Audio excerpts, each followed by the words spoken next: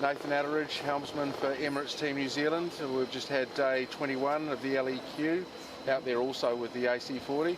Pretty light to begin with, a pretty frustrating morning I would call it, but it got good towards the end. How did it break down for you guys? Yeah, it was one of those days we had to be really patient. We sort of knew the forecast was going to be light and variable, and it seems like Auckland's not really having a great summer at the moment, so we sort of try to make the most of it, chasing, you know, good wind between rain squalls. And yeah, we sat out there and drifted around for a long time, and then eventually on the tow home the breeze came in, so we pulled the sails back up, and I think we got pretty lucky with the weather we got and got a bunch of pre-starts and some two-boating in, and it was a good day in the end, but it was a long one. Long one, definitely. And we noticed the main go up and down a couple of times on the LEQ, and some batten adjustments. I noticed Pete wrapping some tape around something for hours, but yeah, what was going on at the top of the Yeah, just some niggly things going on at the top of the main with the battens that were, you know, we were trying to get sorted ever since we sort of put the main in the boat.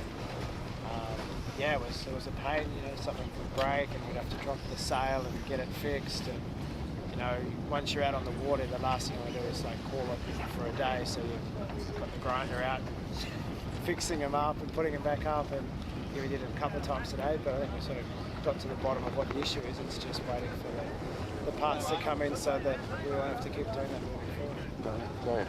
We also noticed today and yesterday a fair bit of both boards in, doing some high modes or slow modes, and actually yesterday noticed a lot of, you know, changing course, throwing it windward board in, windward board up. What are we trying to learn there? I think it's just trying to, you know, get the balance between, you know, sharing the lift between the two foils, and you know, the boats are quite tricky to turn at high turn rates with just one foil in the water, so knowing how to, like, you know, be able to really spin the boat hard in a pre-start with both boards down and making a smooth transition to get the thing in and out of the water. Yep.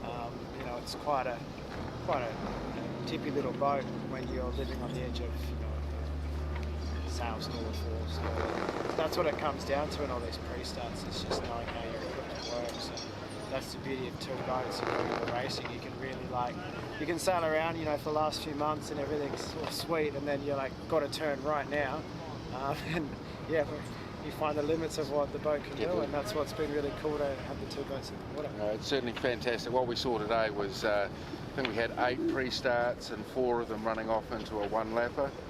I scored the races 2 each, so I don't know if you guys, you know, shout beers or whatever for who's losing at the end of the day, but 2 each means no one buys anything, right? Exactly. So we're liking that scorecard. Well, we need someone to win so that at least a beer is purchased for someone.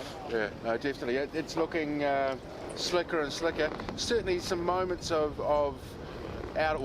edge of control, especially after a manoeuvre. That's just trying to find that edge. Yeah, and today was so variable too. Like, you had anywhere between, you know, 8 and sort of 18 knots for the rain squalls, and you know, you weren't always on the right configuration with the jib, and you know, you get used to tacking one style, and the next minute you come out, you got 6 more knots, and you got to, like, you know, set yourself up for that. So that's just the game of sailing, and you know, the more difficult the boats are to sail, the easier it is for you to see our errors. So thanks for pointing those out. Well, we can call them errors, they're just learnings, aren't they? Sure. Yeah. So we've got at least a couple more days. We're going to try and get both boats out for the next. Yeah, we've got a couple more days available, you know, this week, and then we go into a bit of a maintenance period here, and yeah, who knows what the weather's going to bring. It's about to be sunny again now, so hopefully the next couple of days we can get back out there, and you know, we've learned very quickly that, you know, going out on your own is nowhere near as much fun. It doesn't challenge you as much as it would when a second boat's there. So, you know, while we have the resource here to be able to do it, you know, it's not compromising anything else.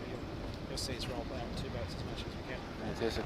And if we could have a choice between a light day or a breezy day for the data collection and where we are with the sail program, what would the team prefer?